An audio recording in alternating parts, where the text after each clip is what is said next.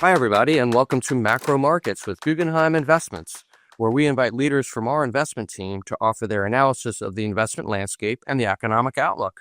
I'm Jay Diamond, Head of Thought Leadership for Guggenheim Investments, and I'll be hosting today. We are recording this episode on April 14th, 2025. Now, I have to give the date for our recording because the markets have been so fast-moving and so volatile that conditions are radically changing, not just day to day, but hour to hour. The Liberation Day announcement on tariffs set off extremely strong market reactions in both stocks and bonds as investors across strategies and asset classes recalculate their outlooks. And while tariffs have been at the center of it all, of course, we can't forget that there are still a host of other policy outcomes that are uncertain on topics such as taxes, spending, immigration, and much more. So here to help us make sense of where we are and where we might be going are two of the leaders of our investment team, Steve Brown, Chief Investment Officer for Fixed Income, and Patricia Zobel, Head of Macroeconomic Research and Market Strategy. Welcome back, Steve and Patricia, and thanks for taking the time to chat with us today. Absolutely. Thanks for having us. Yeah, thank you. Well, let's start with you, Patricia. In brief, just tell us about the tariff program that was outlined by President Trump.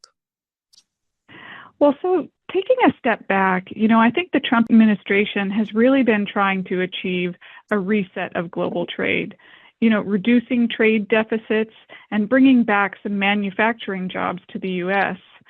Trump has long said that he views tariffs as a tool to achieve this, and the question on investors' minds has been whether he would use the specter of tariffs to negotiate down trade barriers globally, resulting in more free trade, or whether the tariffs would be used to put up protectionist barriers. The former really enhances growth by opening up export markets and reducing excess manufacturing capacity abroad, while the latter can weigh on growth. And although people were expecting reciprocal tariffs ahead of April 2nd, the tariff levies that they saw on April 2nd were just much higher and more broad-based than anticipated.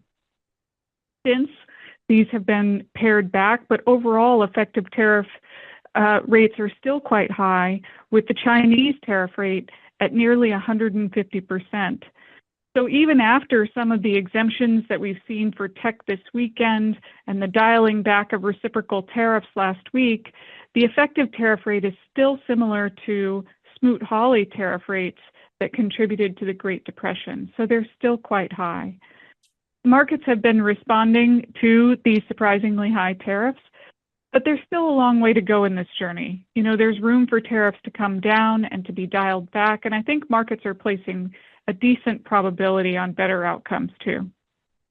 Now, Patricia, one follow-up. How are the tariffs actually calculated? So that's a great question, Jay, because I think it's been a key question for investors, and part of the reason it got such a stark reaction in financial markets. The basic framework was a 10% blanket tariff on all countries, but with much larger tariffs on imports from countries holding goods trade surpluses with the United States.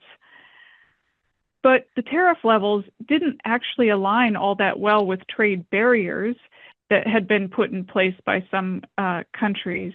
Many of the trade surpluses that were being penalized were related to things like textiles, for example, or bananas that the U.S. is unlikely to or can't produce in scale domestically and weren't as a result of trade barriers.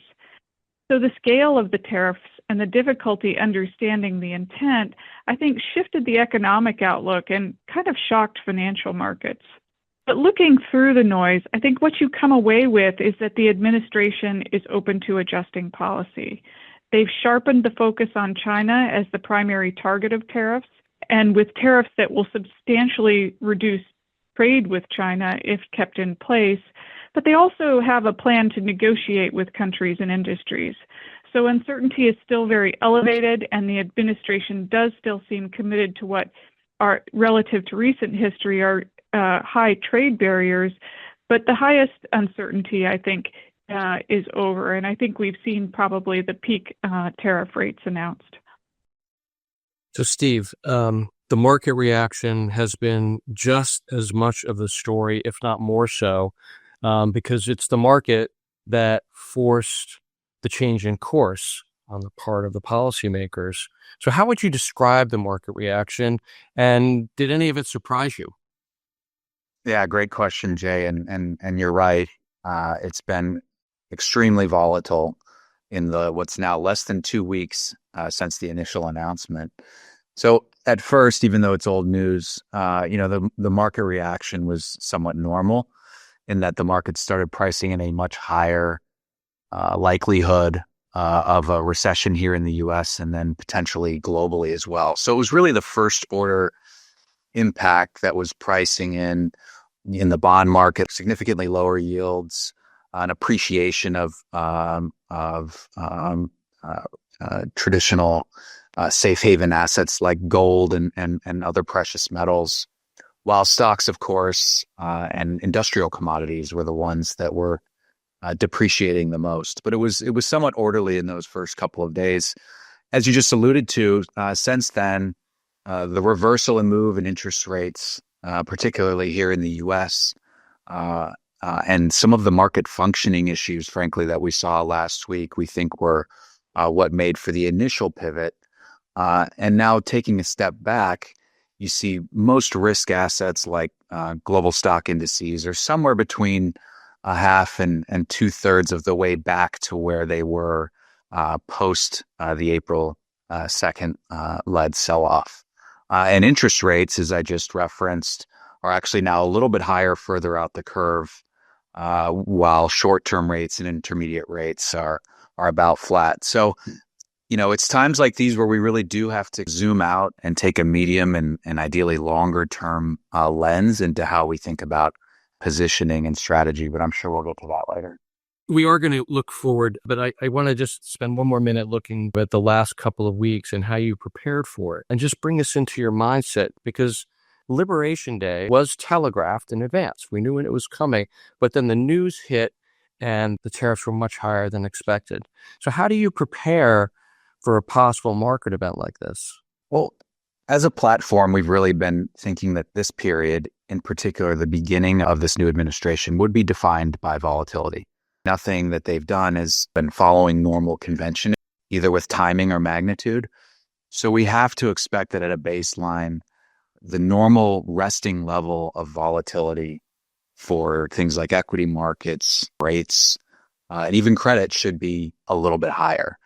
So what that meant for us is we were and have been a little bit more defensively positioned.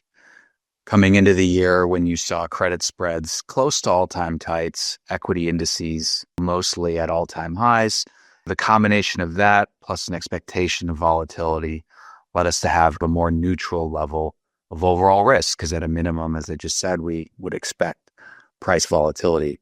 As you said, and as we've experienced over the last week, this was in some ways a disorderly and very fast and ferocious response to what was a bigger than expected policy announcement. I mean, last week, for example, the S&P traded in a 15% range, and bond yields traded in a 50 to 80 basis points range. So that is a significant amount of volatility. Saw the VIX over 50, the MOVE index over 140.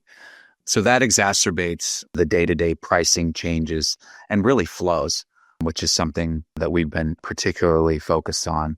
And how it pertains in the market functioning. So how did we prepare? We did layer in some tail risk hedges. Again, a lot of the things you're going to be doing to position even for specific events are actions and decisions you've made months and even quarters prior. So having thorough credit underwriting of all of the credit we own, having a plan for where to add to risk and at what certain levels are all a part of the ongoing portfolio management and strategy, but in particular in times of heightened volatility and where we think there's event risk. How does a portfolio manager react when the news comes out, the volatility is extremely high? What do you do? A lot of what we're doing is trying to contextualize the move relative to our expectations, to market expectations, and then looking to history for guidance. What we've seen so far is a move in credit spreads, for example, back to the median levels that we've experienced in the period post-GFC. We've seen interest rates trade closer to the higher end of their trading range that we've been expecting to not break for the last couple of years. And then equities, as I briefly mentioned, briefly entered into bear market territory. And so that's meant that we've incrementally added some credit risk. We've been trying to be nimble and do some one-off single name trades. But to us, the markets have reacted pretty orderly, particularly within credit. Credit spreads are wider, risk premia are higher, but they're higher and wider for quote unquote the right reasons, owing to the policy uncertainty, the softer economic data, particularly here in the US over the last month or so, and just the ongoing acceptance now that policy volatility is likely here to stay. But so what we do in this environment and every other one is try to map out where we think we would materially change portfolio strategy and do a lot of work relative to historical periods and precedents. And so we don't think the volatility is over. As Patricia said, we're probably at peak headline risk for tariffs. We're probably at peak tariff rates. How that manifests into the markets is certainly not over, but we've mapped out a plan for how we would take our risk profile if things were to get worse from here. And then conversely, what we'll do in this interim period where we still expect pretty strong performance overall for credit and fixed income in general, but just a higher level of uncertainty premium that's unlikely to erode away. Okay, now, Patricia, Steve mentioned investors recalibrating their odds of a recession. So if you could single out the impact of tariffs, how has it influenced your economic outlook? As Steve said, there's so much uncertainty about where tariffs will ultimately land. But what I think we can say is that tariffs themselves are set to slow growth and lift inflation over the course of this year. And we've marked down our growth forecast notably in the last couple of weeks. Taking a step back, overall, the U.S. economy entered 2025 in really good shape. Balance sheets of households and businesses were strong, and that provides some cushion for the economy as it absorbs this shock. Still, after several years of high policy rates, the economy doesn't have the type of tailwinds of prior years that made it almost immune to shocks. The labor market is cooler than it was a couple of years ago. Lower income consumers are struggling, and interest rate sensitive sectors are pretty soft. So the breadth and the size of the tariffs, along with what's recently been, as Steve noted, the falling dollar, mean that U.S. consumers and businesses are going to see pretty high costs in the coming months. And this creates a real tax on consumption and production, and we expect that to slow growth. And at the same time, financial conditions are tightening, which could be a headwind. And this is meaningful now because in recent years, it's been those higher income consumers, the ones with large equity portfolios, that have been driving consumer spending. So, with policy uncertainty at elevated levels, tighter financial conditions, and tariffs coming down the pike, we expect growth to slow. But we're also cognizant that a lot could happen over the course of the year. Policy uncertainty could be dialed back, which would stabilize things.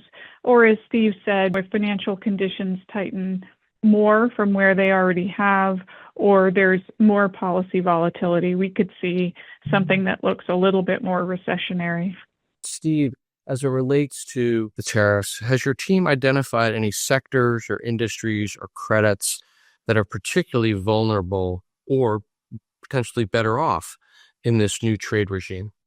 Yes, and that's frankly work that's been ongoing since around the time of the election, and also draws on experience from the first Trump administration. So broadly, the most exposed industries are in, manufacturing, consumer goods, retail, autos. We've been pretty selective in those categories over the years for a number of reasons. And then the second order impacts on the global supply chain, the consumer, a lot of that depends on how you extrapolate what we think we know now and then what we think could change in the future, which is essentially everything could change. So we're continuing to be very selective in those industries and sectors that are in the first order impact category as we try to extrapolate what could happen from here. You mentioned positives. A lot of what the market was trading on, in particular, the stock market post the election was on some of those positives. And you referenced it in your lead-in with deregulation, with the potential benefits, if you will, maybe not via tariffs of onshoring and reshoring. And so domestic infrastructure, defense, financials with potential regulatory relief coming, those positive tailwinds likely still remain. It's hard to quantify, as Patricia said, the exact impact. And it's certainly not at the forefront of investors' minds now, but there are some both positive and negative tailwinds that have been pretty broadly advertised. And so we are still, leaning into those because frankly, the direction of travel in our mind is a little bit easier to predict than what the exact policy is going to look like on a day-to-day, hour-by-hour basis. So overall, it's still a net positive time to be in U.S. corporates. The U.S. economy was on relatively solid footing. And there's a lot of two-way flow in these markets that allows you to reposition, based on your views, which is a positive. So, Patricia, there are many policy areas in play right now, other than tariffs, that investors still have to think about once the dust starts to settle.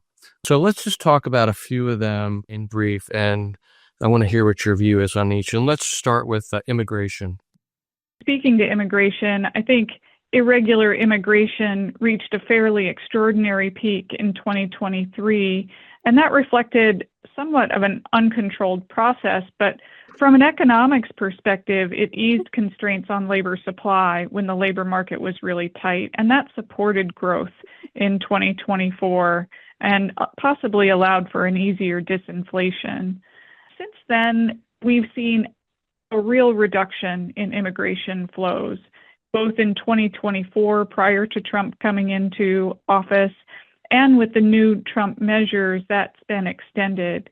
So much so that we're really now seeing what looks like net outflows of unauthorized immigration versus a peak of over 200,000 per month of inflows. So this is a marked shift in the growth of labor supply in 2025. This is going to be one of the factors that could be slowing growth this year, and we expect payroll gains over the course of this year to moderate as a result. But on its own, it wouldn't necessarily increase unemployment. We have to see how the demand picture looks over the course of the year to say whether it's loosening or tightening the labor market. Okay, what are you seeing on the taxes front? That's been an area with a lot of developments recently. And as Steve mentioned, that could be something that could help moderate some of the growth worries coming from trade policy. The Senate passed an amended version of the House budget bill recently, but the two are still pretty far apart. What I can say is that extending the TCJA tax cuts is going to keep fiscal policy about the same in terms of its impact on growth. Those tax cuts have already been in place, and so just extending them won't shift the growth outlook that much. So the margin of stimulus for us is whether or not there'll be additional tax breaks, like on things like tips that people get from service industries, and whether or not those will ultimately be included in the bill. Tariffs also may increase the scope for tax cuts to some degree, but a lot depends on projected revenue, which I think is really uncertain at this point. And just one more for you, Patricia. What do you see on the debt limit horizon? I think the X-date is somewhere late in summer, and that's the date at which the Treasury no longer has extraordinary measures or cash to use to maintain the borrowing that they need to do. But an increase in the debt limit is included in the bills that were passed. So what we're really looking for is reconciliation of those bills, and it could be resolved as early as this spring. And for investors, this is important because the debt limit represents a real risk event in markets where any kind of late negotiations or brinkmanship can increase focus on Treasury markets at a time when they've been unsettled anyway. Now, Steve, we haven't seen the temperature in Washington have this kind of sway over markets really since the financial crisis. So how do you look at this compendium of policies that have yet to be resolved and think about how that might affect markets going forward? Yeah, it's a great conundrum. And there's a few ways to think about that. One, from a bottom up perspective, we're a very credit intensive fundamental investor group. And so we do a lot of very detailed underlying credit underwriting before we make any investments in any of our strategies. And at this point, as you led in with, you have to assume a very wide range of outcomes. And we've always, when we make an investment, try to quantify to some degree the what we call the stroke of pen risk. Meaning, is there something that could come out of nowhere, from a regulatory standpoint that would really change your investment thesis? And so while it's obviously impossible to completely root out that risk, we are mindful of it upfront. And we also incorporate and do a lot of stress testing in our underlying investments. So our baseline assumption might be that the underlying fundamentals of a company work, or the sector or industry that they're in is relatively stable. But we're always, when we think about making an investment, looking for downside risk. And so this current environment, of course, has introduced potentially some new downside risks and some ones that are more idiosyncratic in nature or more concentrated, as we already talked about, potentially into certain sectors and industries. But it really just expands the potential inputs in how we think about credit underwriting. And then from an asset allocation standpoint, we've talked about it already, but continue to be prepared for ongoing volatility, both in the policy and markets. And then look for, sectors, industries, or asset classes that are disproportionately impacted, and whether the market is pricing those risks or not. So far it's been, as I said, pretty orderly, both from a liquidity standpoint, particularly in credit. And then also the reset in valuations has been what you would expect had you been given, say, the equity market reaction. What would you have assumed for credit spreads? It's largely been in line with historical observations. And so it hasn't looked disorderly, nor has one asset class looked particularly richer or cheaper versus another. So really it's probably continuing to be in a decompression environment. So it pays to be in higher quality, both from an issuer perspective as well as from a rating or asset class perspective. And that's, as I led off with, a lot of the bias that we already had when we thought about portfolio strategy entering this year. So one last piece of the puzzle, Patricia, where does the economic outlook really reside right now? We see the combination of rising tariffs, slower immigration, and elevated policy uncertainty as resulting in something that looks like very low growth with an increasing probability of recession. We don't have recession as a base case yet, as there's a chance that tariffs will be walked back or fiscal stimulus reduces the drag to growth. But, if there were to be more policy volatility or tightening financial conditions, we could see that come more into focus over the course of the year. And we're expecting inflation to reverse some of the progress that the FOMC has made in the last couple of years. Our base case is that as tariffs come down the pike, we could see inflation in 2025 in the mid-threes. Given this baseline economic view, what do you think the Fed is thinking right now? And what are our expectations for monetary policy going forward? So this environment puts the Fed in a tough position. Tariffs will lift costs for businesses and prices for consumers, particularly with the dollar weakening, like I said before. At the same time, risks to their employment mandate are also rising as the growth shock feeds through. And FOMC participants have been particularly concerned about the inflationary consequences of tariffs, as they've mentioned in several speaking engagements over the course of the last week. This means they're likely to be reactive to shifting conditions and only easing rates when the labor market softens. Because there's less scope for preemptive rate cuts, this could ultimately put more downward pressure on growth. We still think the labor market will soften later this year and anticipate the Fed will ultimately cut rates 4 to 6 times. The tough decision for the Fed is when to start those rate cuts. And again, they're going to be balancing the two sides of their mandate when they make that decision. If inflation expectations remain anchored, it's our view that a small rise in unemployment would allow them to start to ease policy. But if there's concern about inflation expectations rising, it would probably take a much larger rise in unemployment for them to start cutting rates. Steve, given this economic backdrop and all the things you've said up till now, What are your expectations for the rates market in particular?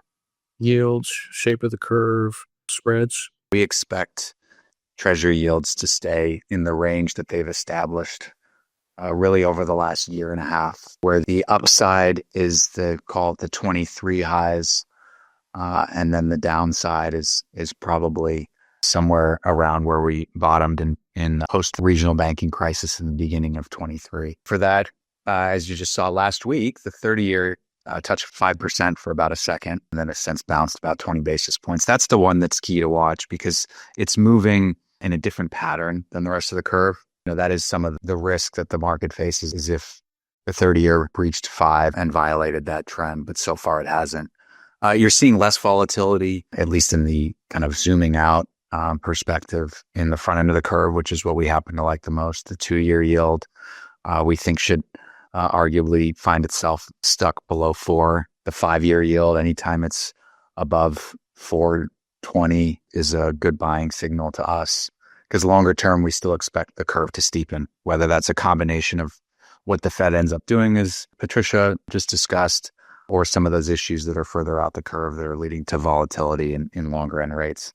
When it comes to spreads, I briefly referenced it, but credit spreads really across almost every asset class are back to around their median level. So that's over the long term, that's a fine entry point. Importantly, too, those treasury yields we just walked through, when you bolt them onto spreads, create a relatively high all-in yield that has historically been quite predictive of your total return. So that's an attractive time to be a total return investor and an all-in yield investor because rates have the potential to cushion from further spread widening risk. But as I also said earlier, I think decompression is a theme. Staying higher quality is likely going to be a good way or a safe way to go, because volatility is here to stay. So how are you approaching execution of portfolio strategy? I know you manage a number of different strategies within our products, but in general, how are you approaching, for example, risk appetite?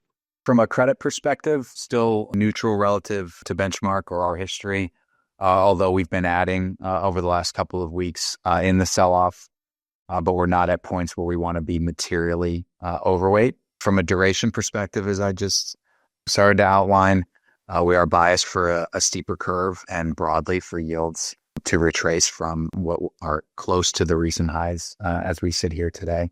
And then leaving liquidity in your portfolio, legging in to positioning. So if we're at 50 and eventually we want to get to 100, on incremental moves in risk assets, making an incremental addition to the portfolio makes sense to us. And then monetizing this volatility, an asset class that we've historically not liked, given it was often very crowded or even manipulated, if you will, from kind of large structural buyers, is in agency mortgages, where you're essentially selling a call on a bond portfolio and taking in a lot of current income or yield to do that. And so there are safe places to hide out, clip a good coupon, and wait for more extreme levels to take a much bigger step into credit if they come. And if they don't, based on where we've reset to, there's some really interesting and attractive all-in yields across the credit landscape. In addition to agency MBS, any other sectors you want to call out? We've had the securitized credit, structured credit versus corporates tilt really for about a year and a half, looking for those spreads to compress. And we've done that in pretty high quality underlying subsectors within CLOs and commercial ABS. We're doing a little bit less of that now, adding more into corporate credit. Even if you just look at big 6 banks, other high quality financials, spreads are close to the wides that we've seen in the last couple of years. Higher quality, short duration, high yield looks pretty attractive. You've actually finally seen some weakness in the loan market. Structurally, we like high yield over loans in general.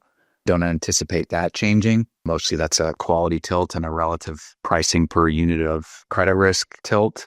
And so all of the above, kind of a continuation of the existing themes, but more of a corporate bias versus securitized when you look back at our positioning over the last 6 to 12 months. Patricia, are there any other factors that you're looking at right now that we haven't discussed that are on the radar of the macro team? One thing that we'll be watching in coming months to really assess the extent of the downturn that we might see is the sentiment data. Sentiment by some measures is the lowest it's been in decades. Certainly the University of Michigan survey last week showed that. But you have to generally be careful with sentiment data. It doesn't always lead to an actual pullback in spending or investment. And this was particularly true during the pandemic when consumers were challenged by inflation and sentiment readings were really poor, but the job growth was strong, so they kept spending. So what I would say is that the deterioration in sentiment this time is a little bit broader, so it might be sending a stronger signal. The Michigan expectations for employment are actually much worse than they were during the 22 period and the lowest since the global financial crisis. And so those are the things that we're going to be watching really carefully in coming months, to what extent those indicators translate into the hard data. And Steve, same question for you. What kinds of things that we haven't really touched on are you and your team thinking about a lot nowadays? Yeah, especially in light of the last couple of weeks of volatility, is market depth, market functioning, market liquidity, even in the more traditionally stable markets, funding markets, the rates markets, FX, as Patricia referenced. You need those to be functioning in order for the rest of the capital markets to function in an orderly fashion. And so far, everything's held up. And if it didn't, there are certainly levers that policymakers can pull, but that's where we've been spending a lot of time, particularly with our trading organization. So bonus question for both of you. The dollar is very weak. We've been reading about investor appetite for what would typically be a flight to safety kind of asset, U.S. Treasuries. Do you see any real change in investor sentiment that is worrying you in any way? So far in our franchise, no. Flows have been very orderly. Across the industry, you did start to see some outflows last week in some ETFs, some credit ETFs, but that was absorbed fine by the rest of the market participants. I think what you're getting at is a bigger trillion-dollar question, particularly for foreign holdings of U.S. assets. And so far, the evidence is not there that there's been any significant repositioning. But I think when you look at move in the dollar and you converse that with the counter trend move in yields, obviously the market is unclear, as to what this means longer term. But when it comes to the view on the dollar, that's certainly become a more resounding negative view. So we're mindful right now in these times of volatility of trying to fit a narrative around a 2-week pricing move, and then acknowledging that policy can certainly change from whatever we think it is today, because each one of us doesn't have one firm answer on what exactly it is today. But those are certainly things that bear watching and potentially have some negative headwinds when you think about dollar demand. But there's, as we let off, we were talking before this call started, there's a dearth of investable assets out there. The dollar is the reserve currency of the world. These are big, slow-moving themes, but they're leading to a lot of near-term volatility and market indigestion. But time will tell. Patricia, anything you wanted to add on that? Well, the only thing I would add is that for many years, the U.S. has received strong inflows from abroad, in part related to trade deficits, but also related to a belief in long-term underlying U.S. growth. And I think the foundations for the U.S. economy are still there. We have a highly productive business sector. We have deep and liquid financial markets that offer, as Steve said, one of the best places to invest your money. And so I don't think some of the underlying foundations for the support of flows of investments into the U.S. are yet eroding. I do think that people's near-term outlook for the U.S. has changed, and that could be something that's influencing that. And over the course of the year, we could see a real stabilization in policy. And so it remains to be seen how investors abroad are going to adjust their portfolios longer term. These are typically slow-moving adjustments by investors that have maybe been a little bit overweight the U.S. for some time. Well, thank you all so much for your time. Great to hear your point of view on these things. Patricia, if you could leave one main takeaway for our listeners, what would that be? I would say in 2025, expect the unexpected. Certainly, we've seen that coming into the year. As Steve said, volatility coming out of the policy realm was the theme of ours for 2025, and I think it's exceeded our expectations. We're seeing slower growth ahead and rising prices, but we're also mindful that the policy environment is still very fluid. Steve, Patricia had the first word. You get the last word. Any final thoughts? Thank you. Diversification is a great attribute when thinking about broader asset allocation or more specifically to portfolio strategy, particularly in light of all this volatility. So I wouldn't get too concerned with specific entry points, but try to keep a balanced approach and one that focuses on the medium and longer term attributes of any given investment. And thank you to everyone for joining and for your continued support and partnership. Please reach out to us at any time for any needs. Well, thank you again for your time, Steve and Patricia. We look forward to visiting with you again soon. And thanks to all of you who have joined us for our podcast. If you like what you are hearing, please rate us 5 stars because that helps people find us. If you have any questions for Steve, Patricia, or any of our other podcast guests, please send them to macromarkets@guggenheiminvestments.com, and we'll do our best to answer them on a future episode or offline. I'm Jay Diamond. We look forward to gathering again for the next episode of Macro Markets with Guggenheim Investments.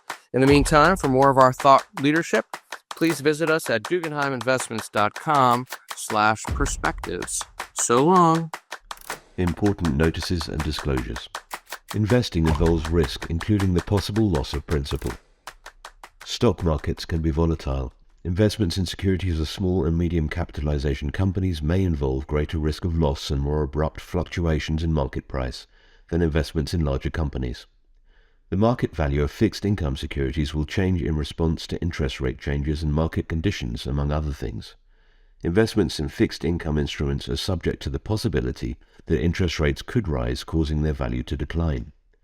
High-yield securities present more liquidity and credit risk than investment-grade bonds and may be subject to greater volatility. Structured credit, including asset-backed securities or ABS, mortgage-backed securities and CLOs are complex investments and not suitable for all investors. Investors in structured credit generally receive payments that are part interest and part return of principal. These payments may vary based on the rate loans are repaid. Some structured credit investments may have structures that make their reaction to interest rates and other factors difficult to predict, making their prices volatile, and they're subject to liquidity and valuation risk. CLOs bear similar risks to investing in loans directly, including credit risk, interest rate risk, counterparty risk, and prepayment risk. Loans are often below investment grade, may be unrated, and typically offer a fixed or floating interest rate. This podcast is distributed or presented for informational or educational purposes only and should not be considered a recommendation of any particular security, strategy, or investment product, or as investing advice of any kind. This material is not provided in a fiduciary capacity, may not be relied upon for or in connection with the making of investment decisions, and does not constitute a solicitation of an offer to buy or sell securities.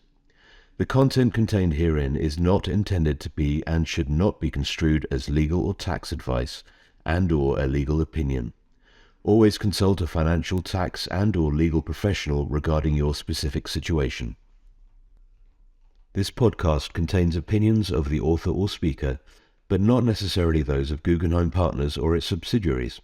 The opinions contained herein are subject to change without notice.